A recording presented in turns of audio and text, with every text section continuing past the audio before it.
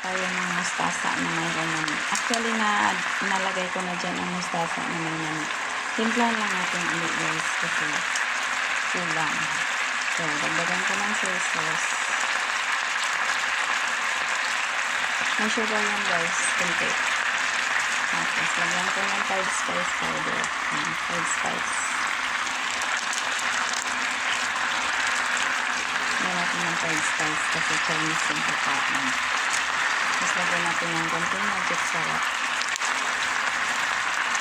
Kunti na. Tapos, kunti na black pepper. Black pepper guys. So, by the way guys, may slurry ito. Slurry is cornstarch na may konting tubig. Pero thin lang. Konti-konti lang cornstarch. Mga 1/4 lang sa kutsarita. So, ibalik na natin ang mustasa dyan na mamaya. Tapos, haluin.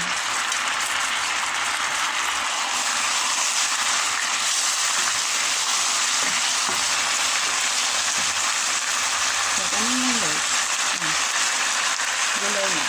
Gulay na.